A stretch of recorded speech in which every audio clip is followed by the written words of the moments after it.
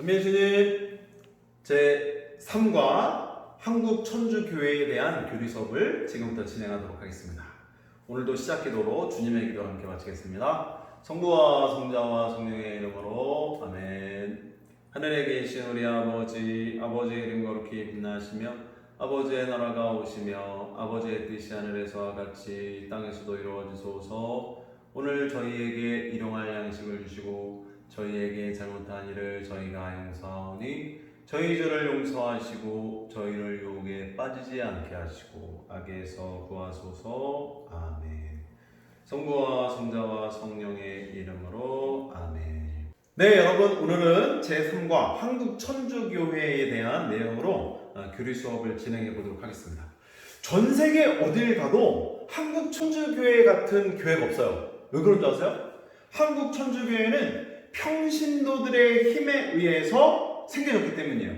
다른 나라는 유명한 성직자들도 있었고 여러분들이 기억하시는 수많은 성인 성녀들이 계시지 않습니까? 그들이 수도 생활을 하고 또 그들이 천주교 신앙을 간직하고 그리스도교 전통에 따라서 신앙생활을 해오면서 그 그리스도교가 천주교가 전파가 되었는데 우리 한국천주교회는 조선시대 때부터 굉장히 선비들이 학문으로 그것을 연구하고 또 공부하고 또 그러다 보니 믿음과 신앙을 간직하게 되면서 그 백성들 사이에 우리나라 사람들 마음속에 자연스럽게 자리를 잡은 종교가 바로 천주교회입니다. 일과의 내용 중에 여러분들 그걸 기억할 텐데 우리 마음속에는 종교적 심성이라는 것이 간직되어 있다고 말씀을 드렸었죠. 그 종교적 심성에 따라서 우리들 마음속에도 아마 하늘을 찾고 하늘을 동경하고 또 하늘을 향해 기원했던 우리 조상님들의 마음이 있었던 것 같아요. 그렇게 하늘을 찾고 하늘을 믿었던 우리 조상님들은 진정 그 하느님이라고 하는 천주님이라고 하는 그 존재에 대해서 이제 조금씩 마음을 열고 또 믿기 시작하고 그것이 이제 뿌리 깊은 신앙으로 우리 민족 안에 이제 자리를 잡게 되는데 그 시간이 언제부터인가 이렇게 살펴보면 그것은 조선시대로 올라가게 됩니다. 지금 말씀드린 것처럼 일반 평민들에 의하여 학문으로 접했던 것들을 신앙으로 이렇게 더 변화시키고 발전시켜갔던 우리 민족 안에 그래도 천주교가 어떻게 들어왔는가 이렇게 살펴보면 일단은 첫 번째로 1784년으로 거슬러 올라가요. 이때 무슨 일이 있냐면 여러분들 아실 거예요. 이승훈 선생이 중국 북경에서 베드로라는 이름으로 세례를 받고 우리나라로 다시 들어오게 됩니다. 베드로라는 이름으로 천주교 신자가 된 이승훈 선생이 그때 당시 조선 사회에 그렇게 천주교 신자로서 들어와서 많은 이들에게 천주교를 알리고 또 예수님을 전파하고 하느님의 말씀을 전하면서 정말 천주님에 대한 여러 가지 교리들도 전파하고 알리게 되죠. 그래서 점점 천주교 신앙이 서민들의 삶 속에 이렇게 뿌리를 내려가게 됩니다. 또 하나의 기원은 1799년으로 볼 수가 있는데요. 이때는 우리 양평에서 아주 가까운 곳인 천진암이라고 하는 곳에 주어사가 있죠. 주어사, 천진암 주어사에서 많은 선비들이 모여서 이 천주교에 대한 학문, 즉 서학이라고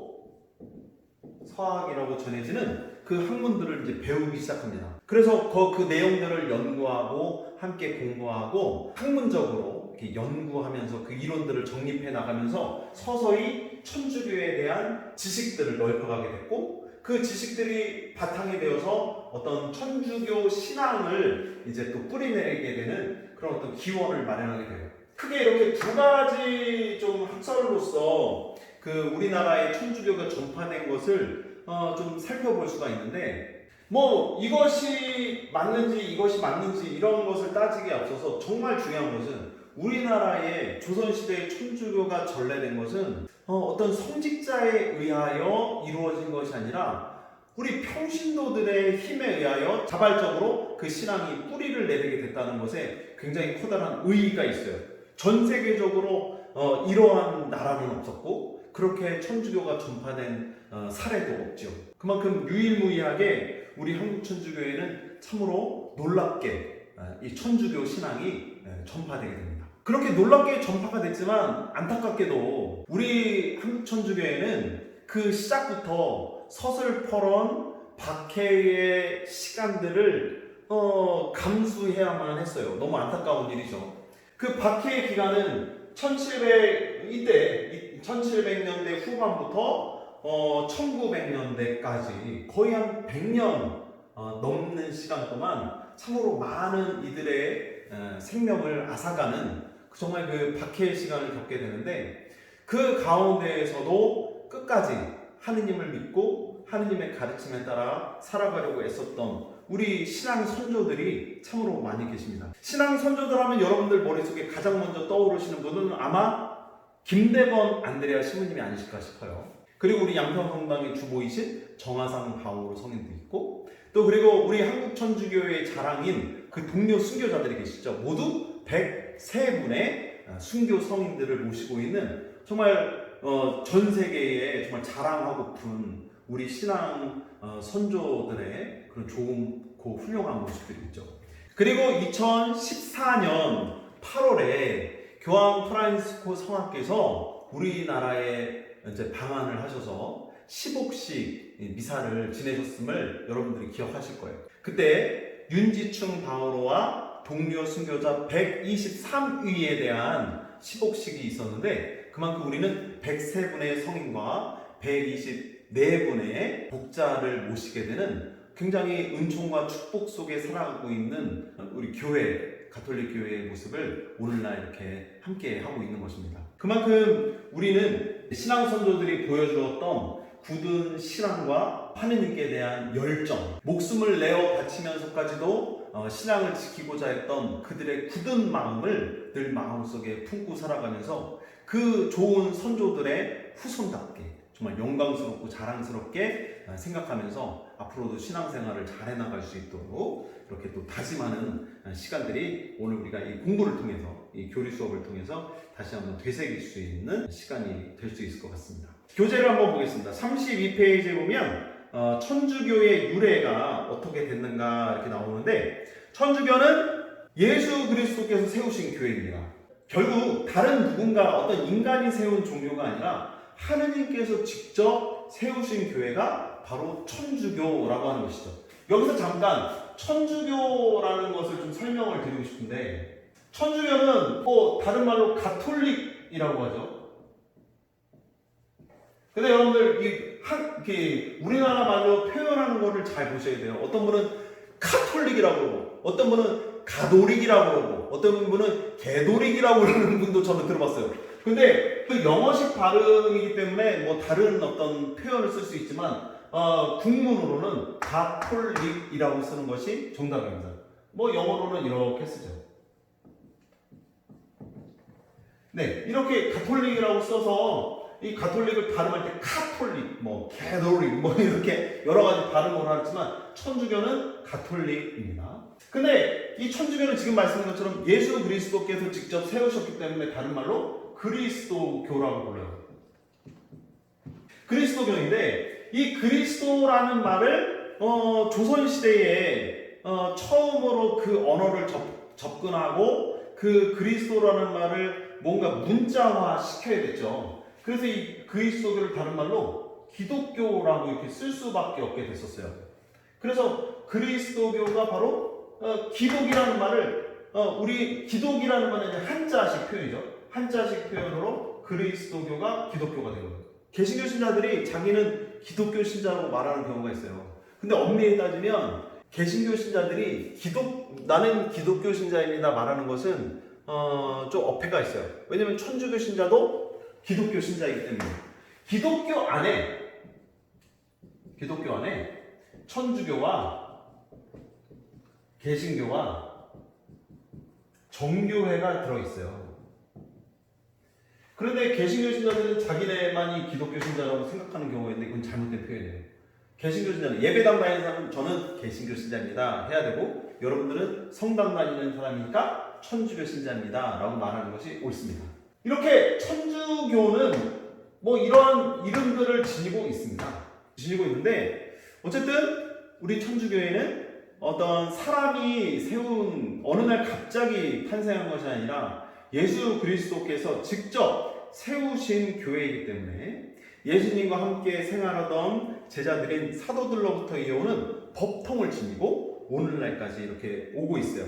근데 마찬가지로 예수님께서 돌아가신 다음에 이 천주교가 세워지게 되면서, 그리스도교가 생겨나게 되면서, 우리나라에 그랬던 것처럼 이 그리스도교가 생겨났을 때도 많은 천주교 신자들이 박해를 겪게 돼요. 그래서 예수님께서 돌아가신 다음 예수님을 믿고 따랐던 사람들은 다 박해의 시간들을 지내야만 했어요. 그리스도교 신자라는 이유로 붙들려가고 처형을 당하고, 로마의 콜로세움과도 같은 그런 경기장에서는 그리스도교 신자들이 뭐 사자밥이 되거나 어떤 전투의 희생양이 돼버리는 경우들이 참 많았죠. 이탈리아라든지 뭐 유럽의 성지순례를 가보시면 그때 당시 우리 그리스도교 신자들이 얼마나 고통을 겪고 박해의 시간들을 견뎌냈었는지, 그러한 여러 가지 여러 장소들이 오늘날까지도 우리에게 전달되고 있어요. 특별히 이탈리아의 그 까타콤베라고 하는 지하 무덤 이런 데를 가보면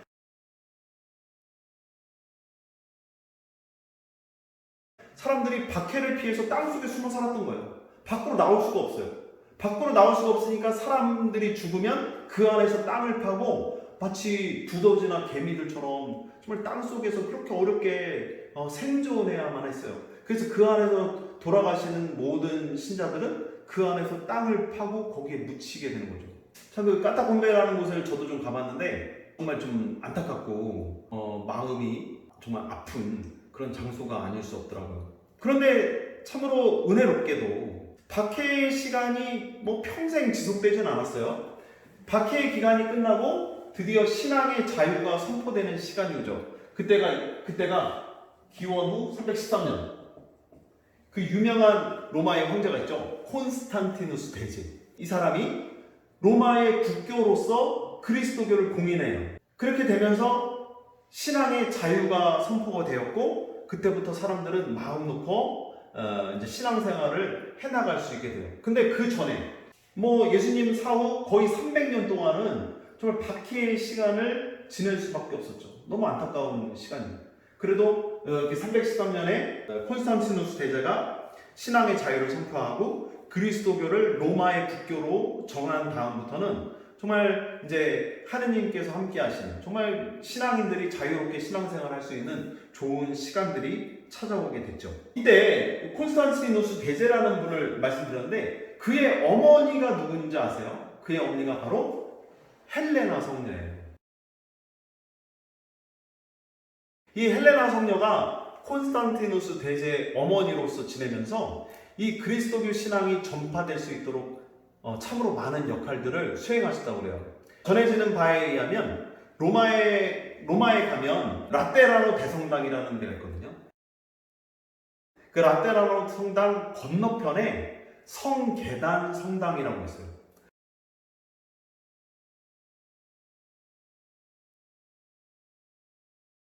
사람들은 그곳에 순례를 가서 이렇게 무릎으로 계단을 올라가면서 예수님의 어떤 순환을 묵상하고, 그 계단을 발로 밟고 올라가지 않아요. 무릎으로 이렇게 기어서 올라가면서 예수님께 기도를 드려요. 왜냐하면 그 계단이 예수님께서 그 재판을 받으시고 처형당하실 때 직접 걸어 올라가신 그 계단으로 전해지는 거예요. 그래서 그 계단을 헬레나 성녀가 다 예루살렘에서 이제 걷어와서 그것이 성계단 성당에 오늘날 그 계단으로 전해져 있다. 뭐 이렇게 전해지고 있어요. 그래서 예수님께서 밟고 걸어 올라가신 그 계단을 그냥 우리도 신발 신고 걸어갈 수 없으니까 사람들은 지금도 무릎으로 그 계단을 기어가면서 기도를 해요. 뭐 그러한 유적지도, 그런 순례지도 우리에게 전달되고 있어요. 이 밖에도 헬레나 성녀가 행한 여러 가지 뭐 좋은 점들은 뭐 계속해서 우리들에게 전달되고 있는데 나중에 또 말씀드릴 수 있는 기회가 왔으면 좋겠습니다. 이렇게 신앙의 자유가 선포가 됐고 그때부터 그리스도교는 전 세계로 서서히 이제 전파되고 또 각 여러 나라의 그런 신앙들이 이제 전해지게 됐습니다. 그래서 교재에 나오는 것처럼 2012년도 너무 자료가 옛날 자료이긴 한데요. 정말 12억이 넘는 오늘날에는 한 14억, 15억 되지 않을까 싶은데요. 더 많은 사람들이 믿음 안에서 신앙생활을 하고 있다. 그렇게 시간이 또 흐르고 흘러서 드디어 18세기가 되었을 때 1700년대 이때에 우리 조선 사회에도 이제 조금씩 천주교 신앙이 이제 전례가 되기 시작한 거죠. 아까 처음에 말씀드린 것처럼 평신도들에 의하여 우리나라에 전파된 천주교 신앙. 그런데 마찬가지로 이 로마에서도 그렇게 한 300년 기간 동안 그리스도를 알고 지냈던 사람들이 박해를 받았던 것처럼 조선시대에 천주교가 전례가 됐을 때도 우리 선조들은 박해의 시간을 견뎌야만 했다라는 거죠.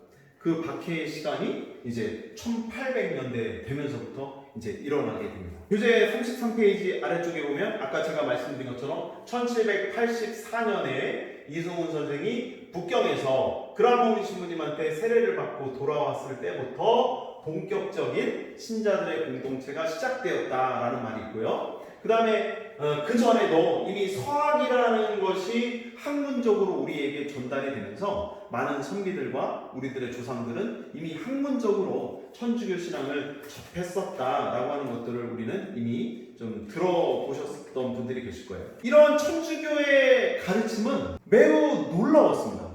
당시의 조선 사회에서 이러한 가르침을 전해준 사람은 없었죠. 다들 아시다시피 조선 사회는 유교 사회였죠. 반상의 구분이 확실했던 신분 제도가 있었던 사회였습니다.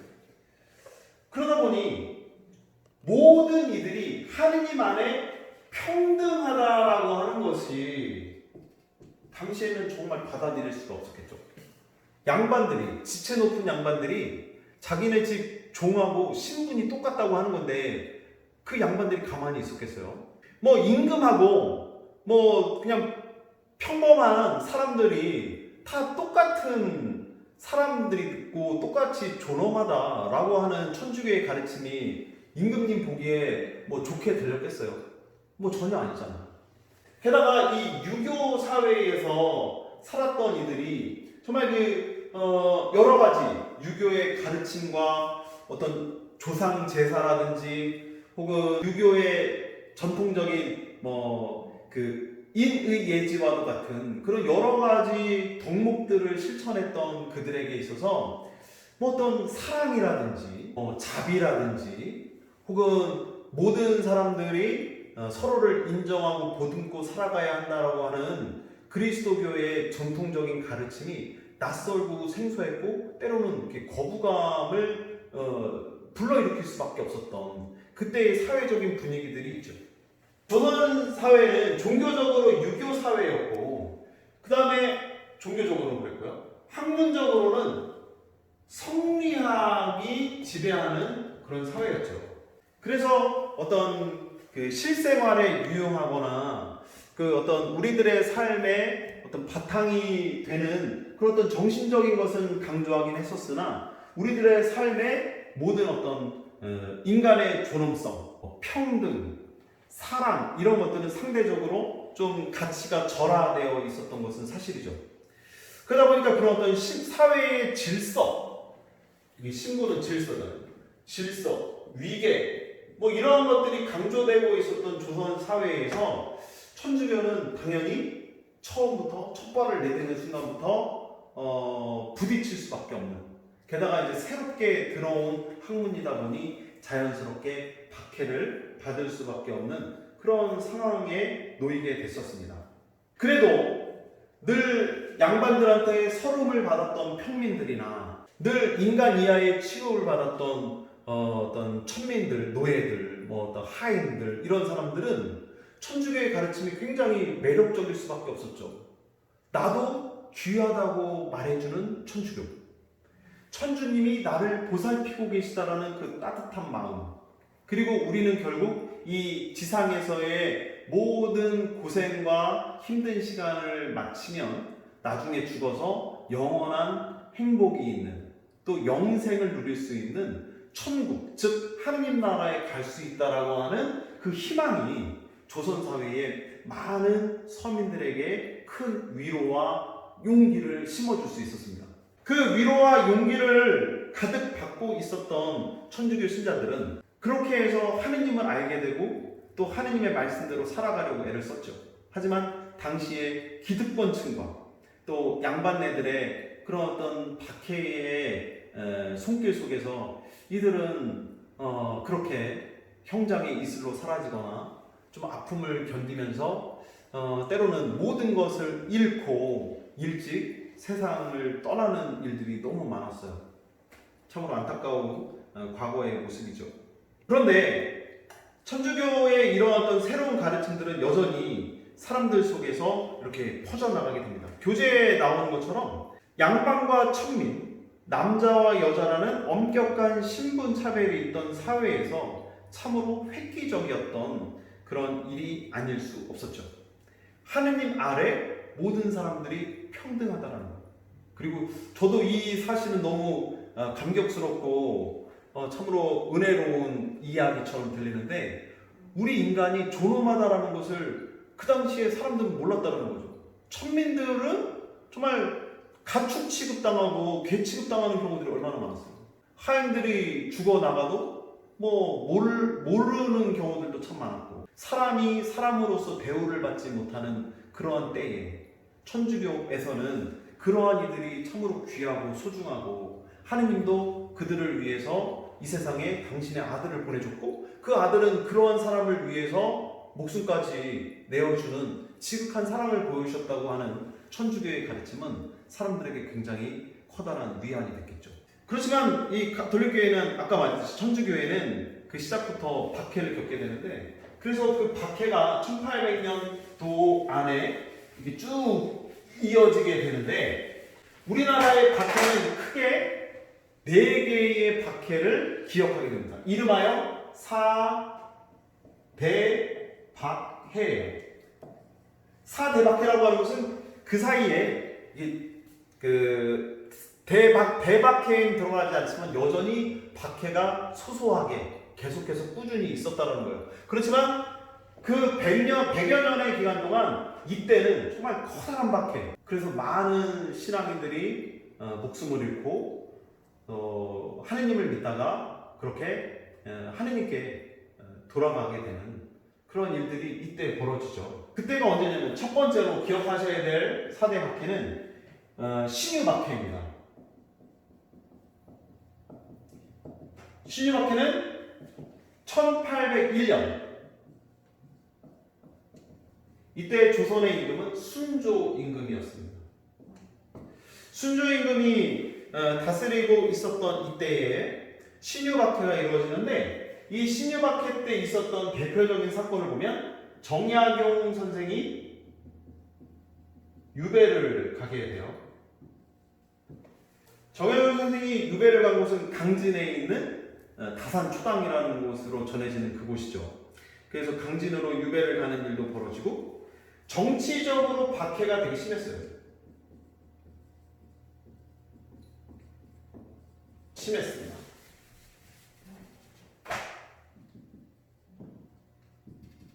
그리고 이때는 아까 여기를 보면 조선시대에는 학문적으로는, 종교적으로는 유교 사회였고, 학문적으로는 성리학이 지배하던 사회라고 그랬잖아요. 근데 이 성리학과 좀 대치되는, 그래서 그때 당시 조선 사회에 굉장히 좀 또 파격적인 학문이 있었는데 실학이었습니다. 실학. 이름하여 실사구시학. 우리 일상생활에 굉장히 적합하고 또 많은 어떤 유용한 그런 실용적인 학문들이 이때 조선 사회에 있었는데, 이 실학이 쇠퇴하게 돼요. 뭐 이런 여러 가지 일련의 사건들이 1801년대에 있었죠. 그리고 두 번째로 기억하셔야 될 박해는 기해박해입니다. 기해박해. 기해박해는 1839년입니다. 1839년이고 이때 조선을 다스리던 임금은 헌종 임금이에요. 헌종 임금이 다스리던 이런 때에 천주교 신자들을 박해했던 아주 교묘하고 좀 끔찍한 그리고 굉장히 치사맞은 방법이 하나 있었는데 뭐냐면 오가작통법이라는 것이 시행이 됩니다. 이 오가작통법에는 뭐냐면 5개의 집을 하나로 묶어요. 같은 동네에서 5군데의 집을 하나로 묶어서 서로 감시하게 해요. 그래서 옆집에서 기도하는 소리가 나거나 옆집에서 묵주라든지 십자가 보상이 발견되거나 그러면 관아에 신고를 해요. 관아에 신고하면 그거에 대한 오늘날로 말하면 포상금을 주는 거예요. 포상금은 돈으로 주기도 하고 뭐 쌀로 주기도 했겠죠. 혹은 뭐 땅을 주기도 했었을 거예요. 근데 그런 어떠한 포상금을 줄 테니 서로 감시를 해라. 천주교 신자인지 아닌지.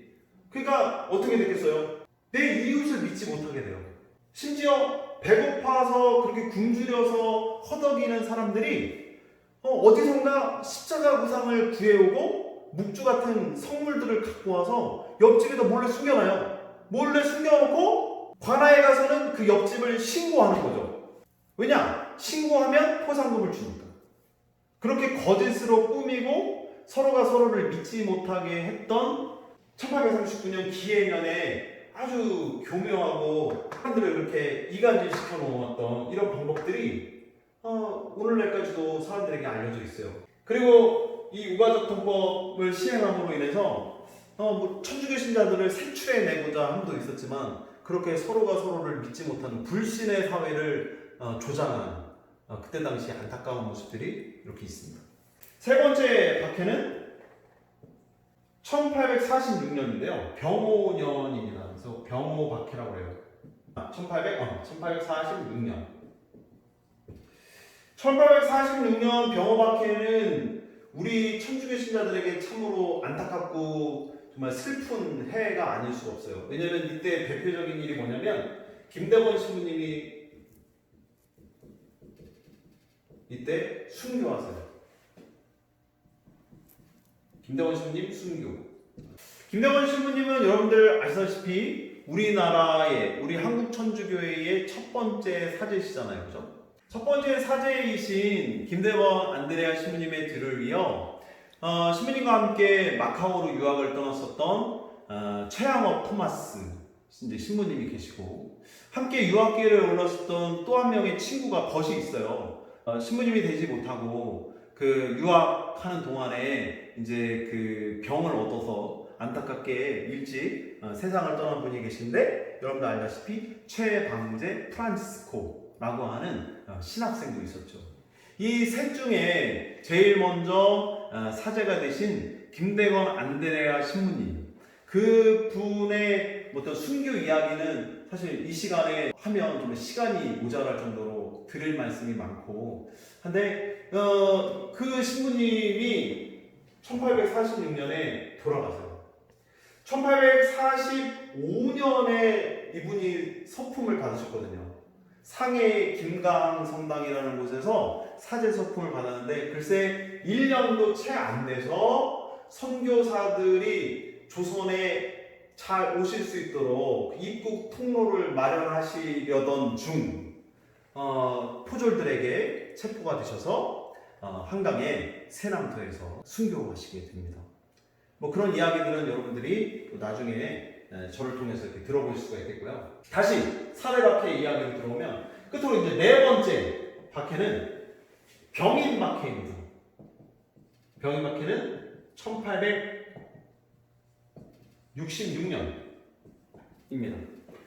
이때는 고종이 조선을 통치하고 있었던 때이고요. 고종이 고종이 임금이었지만 실질적으로 조선을 통치하던 사람은 누굴까요? 바로 흥선대원군이었습니다. 고종을 앞세우고 자신이 뒤에서 조선을 쥐락펴락했던 그 인물 흥선대원군은 그때 당시 쇄국 정책을 펼치면서 외국의 문물이 조선에 유입되는 것도 맞고 굉장히 어떻게 보면 고립된 세상으로 조선을 만들어가고 있었죠. 다행스러운 것은 천주교에 대해서는 약간 유한 입장을 펼치고 있었지만 여전히 박해의 서슬퍼런 칼날은 우리 천주교 신자들을 향해 있었다. 저는 뭐 아시겠지만 안성이 고향입니다. 저는 병인박해와 굉장히 밀접한 연관을 맺고 있는 이 안성에서 나고 자랐는데요. 병인박해와 연관되어 있는 우리 수원교구의 대표적인 성지는 바로 죽산성지예요. 죽산성지에 가면 병인박해 때 순교하신 신앙선조들의 그 묘가 잘 이렇게 조성되어 있고 지금도 병인박해의 그런 어떤 아픔들이 남아있는 그곳, 여러분들도 나중에 수레를 좀 가보시면 좋겠습니다. 이렇게 조선시대에 우리 신앙선조들은 4번의 커다란 박해의 시간을 견디고 아픔을 겪으면서도 계속해서 신앙을 지켜왔죠. 제가 아까 오가족법 설명드렸을 때 말씀드린 것처럼 배고프고 힘겹게 살아가는 이들에게 배교하겠다, 이제부터는 천주님을 믿지 않겠다 라는 한마디만 하면 쌀도 주고 뭐 반찬도 주고 땅까지 주는 그런 정책을 펼쳤던 조정을 향하여 계속해서 신앙을 지키고 천주님만을 믿겠다라고 했던 신앙선조들의 그 모습은 현대를 살아가는 우리에게도 굉장히 커다란 귀감이 되죠. 우리가 이과에서 살펴보았듯이 우리가 내려야 할 결단에서 과연 우리는 우리 신앙선조들과 같은 결단을 내릴 수 있겠는가? 그들의 용기와 그들의 그 굳은 신앙의 마음이 때로는 내 자신 스스로를 돌이켜 보았을 때 좀 부끄럽고 또 좀 창피하게 여겨지는 경우들이 있잖아요. 그래서 더 잘 살고 더 복된 시간을 지내고 있는 오늘날의 우리는 그때 당시에 신앙선조들보다 더욱더 좋은 조건 속에서 더 이상 이제 박해의 시간도 겪지 않고 그 누가 성당 다니는 거에 대해서 가지 말라고 막 우리 목에다 칼을 들이미는 그런 시간은 이제 절대로 오지 않기 때문에 더욱더 자유롭고 더욱더 적극적으로 신앙생활을 해나갈 수 있어야 되지 않을까. 그래서 많은 이들은 이렇게 이야기를 합니다. 오늘날은 피를 흘리는 피의 순교의 시대, 적색 순교의 시대는 끝났다. 이제 우리가 해야 되는 것은 흰색 순교, 정말 땀을 흘리고 열심히 신앙을 증거하면서 이제 더욱더 내 삶을 통하여 그리스도를 증거하고 하느님의 말씀을 전파할 수 있는 신앙인이 되기를 바라죠. 그래서 땀의 순교의 시대를 살아야 된다, 이렇게 이야기를 합니다. 피의 순교의 시대는 끝났습니다. 더 이상 우리에게 피를 강요하는, 피를 보면서까지도 신앙을 증거할래? 라고 우리를 그렇게 강압하는 세력들은 없어요. 오히려 오늘날에는 성당에 오면 이렇게 박수를 받고 칭찬을 받고 어서 오십시오 뭐 이렇게 환영을 받는 시대가 됐죠. 너무 안 오십니까? 그런데 그런 시대에 살면서 진정 우리는 이제 정말 땀의 순교, 열심히 내가 두 발로 정말 주님의 말씀에 따라 움직이고 활동하고 신앙을 스스로 지켜나가고 또 신앙을 성장시켜가는 신앙인들이 되어야 되겠다. 목숨을 바치시면서까지도 그렇게 천주님께 대한 믿음과 그 신앙, 그리고 천주님에 대한 사랑을 버리지 않았던 그런 신앙 선조들의 모습을 우리가 잘 기억했으면 좋겠고, 그런 후손으로서 정말 그 자긍심을 갖고 정말 자부심을 갖고 어디 가서 정말 자랑으로 여기면서 우리가 앞으로도 신앙생활을 잘 해나갔으면 좋겠습니다. 아까 말씀드린 것처럼 35페이지 그 밑에서 이렇게 끝부분쯤에 보면 103분의 시성 대신 성인들이 계시고 그 다음에 124분의 시복식을 거쳐서 이제 시성되신 분들이 계시죠. 이 시복되신 분들은 또 이제 어떤 절차와 과정을 거쳐서 나중에 성인 품에 오르시게 되겠죠. 그날까지 여러분들이 또 우리 124분의 성인을 모실 수 있도록 여러분들이 이분들을 위해서도 기도하시고, 또 교회와 증거자들의 어떤 시복 시성 절차가 잘 진행될 수 있도록 함께 마음을 모아주시면 좋겠죠. 오늘의 한국천주교회를 보겠습니다. 오늘의 한국천주교회는 이래요. 아까 말씀드린 것처럼 김대원 신부님이 우리나라의 1번 신부님이시라고 그랬잖아요. 그 후배들이 계속해서 오늘날까지 236년, 240년 뭐 이렇게 된 오늘날까지도 계속 그 후배 신부님들이 나오는 것만 봐도 알 수 있어요. 오늘날 한국천주교회는 정말 많은 신부님들을 모시고 있는, 많은 목자들의 도움을 받고 있는 정말 커다란 교회로 성장을 했습니다. 그래서 뭐 한 가지 이렇게 재미난 사실을 말씀드리면, 김대건 신부님이 1번이죠? 노성호 신부님은 몇 번일까요? 몇 번째 신부님일까요? 네, 노성호 신부님은 놀라지 마십시오. 우리나라의 4217번째 신부예요. 지금도 많은 제 후배들도 있어요. 제가 서품 받은 지 이제 15년이 됐는데 15년 동안에도 많은 신부님들이 뭐 탄생하셨고, 또 지금도 이제 사제품을 앞두고 있는 부제님들이 많이 계시죠. 그분들이 계속 김대건 신부님의 후배들로서 우리 한국천주교회를 이끌어가는 좋은 목자들로서 자리하고 계시기 때문에 계속해서 그 목자의 안내와 인도를 받는, 보살핌을 받는 우리 천주교 신앙인들도 계속해서 해가 가면 갈수록 증가하고 있는 추세이죠. 우리나라의 대표적인 3대 종교, 불교, 천주교, 개신교 중에 그래도 우리가 참 자부심을 느껴야 될 것은 뭐냐면, 많은 이들이 그래도 종교 생활을 하려면 1번 천주교 성당을 다니렵니다. 뭐 이렇게 말씀하시는 분들이 많대요. 너무 좋은 일이죠. 그렇기 때문에 기존에 우리 신앙생활을 해나가시는 여러분들도 신앙생활을 기쁘게 하시고, 그런 신앙 선조들의 자랑스러운 후손답게 천주교 신앙을 잘 간직하면서 앞으로도 신앙생활 기쁘게, 재미나게, 또 복되게 해가셨으면 좋겠습니다. 교재 36페이지에 보면 2013년도 통계가 나오겠네요. 약 545만 명, 전체 인구의 10.4% 정도가 천주교 신자로서 대가족을 이루고 있다. 근데 오늘날은 더 많아졌겠죠. 한 12% 더 되지 않나요? 저는 뭐 조사를 안 해봤습니다만 아무튼 늘어나면 늘어났지 줄어들지는 않았죠. 그래서 더 많은 이들이 하느님의 품으로 찾아올 수 있도록 여러분들도 선교 잘 하시고, 또 하느님의 말씀을 내 주변 이웃들에게 잘 전하셨으면 좋겠습니다. 교회는 가난하고 소외된 이웃에게 봉사하고 남북 통일을 위하여 기도하며 북한 형제들과 나눔을 실천하고 있으며, 하느님께서 주신 인간의 기본권을 지키려고 많은 노력을 기울이고 있습니다. 또한 사회 곳곳에서 빛과 소금의 구실을 하고 있습니다. 라고 이 책에 이렇게 나오고 있습니다. 그만큼 우리 천주교 신앙인들이 세상 안에 살아가면서 빛과 소금의 역할을 잘 하셨으면 좋겠고, 조선시대에 이런 박해의 시간이 있었지만 그 안에서 우리 천주교 신자들, 우리 신앙의 선조들은 스스로 인간이 얼마나 귀하고 존귀한 존재인지를, 그리고 하느님께서 우리들을 얼마나 사랑하시는지를 몸소 보여주신 분들이죠.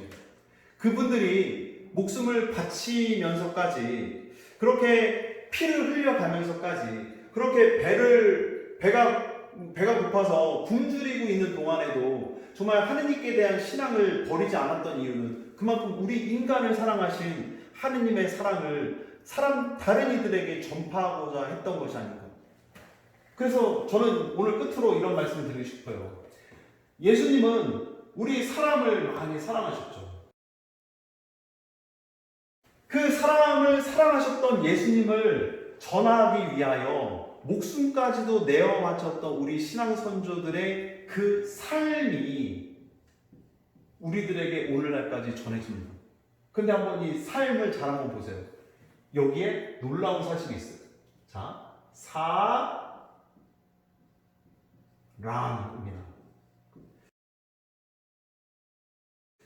우리가 신앙인으로서, 천주교의 신자로서 이 삶을 살아간다는 것은 결국 우리 사람을 위하여 이 세상에 당신의 아들 예수 그리스도를 보내주신 하느님의 그 지극한 사랑을 서로에게 전하고 나누는 그런 시간들이 된다는 거예요.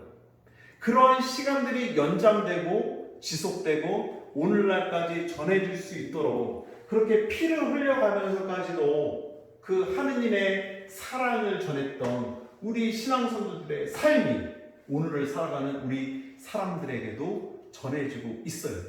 그런 모습으로 여러분들도 그렇게 삶을 사시고 그리스도의 사랑을 또 내가 만날 다른 이들에게도 잘 전파하실 수 있는 앞으로의 시간들이 되시면 좋겠다.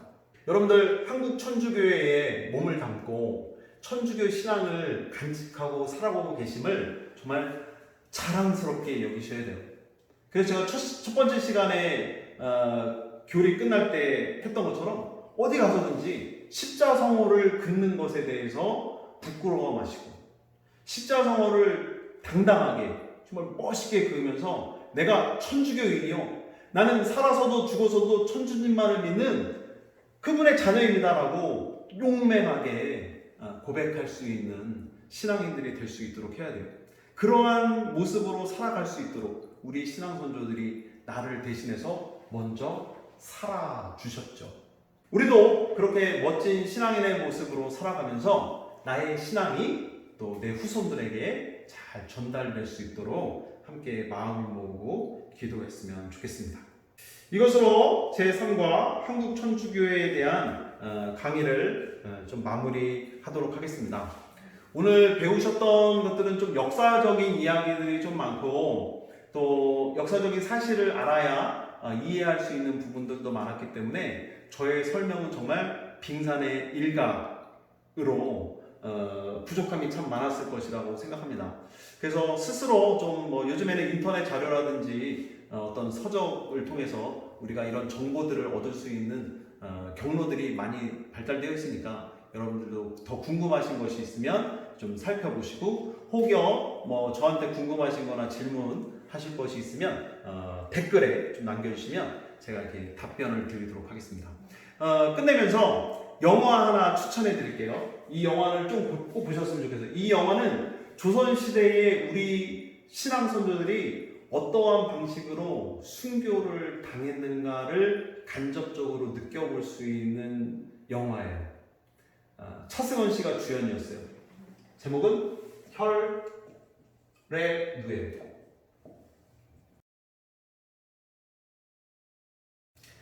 혈의 누라는 영화를 제가 여기서 설명드릴 수 없고 한번 구해서 보시면 정말 우리 신앙분들이 이렇게 죽임을 당했구나, 이렇게 박해를 겪었었구나 하는 것들을 간접적으로 느낄 수 있어요.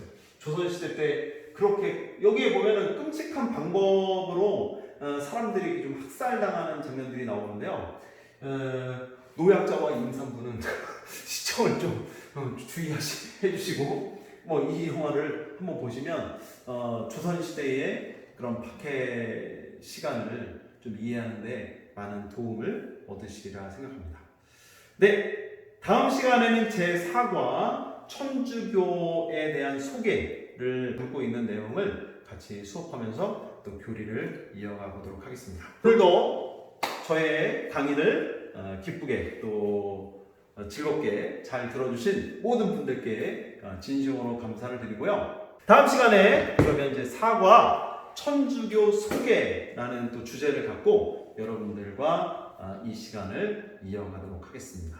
다음 시간까지 또 잘 기대해 주시고 오늘 학습하셨던 내용들 잘 기억하시고 또 스스로 복습해 보시면 좋을 것 같습니다. 여러분 오늘도 저의 강의 잘 들어주셔서 감사드립니다. 마친 기도로 영광송 바치겠습니다. 성부와 성자와 성령의 이름으로 아멘.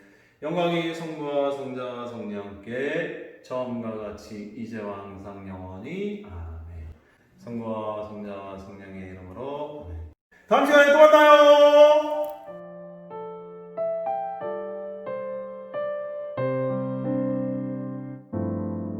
나는 저 천주교인이요 살아도 천주교인으로 살고 죽어도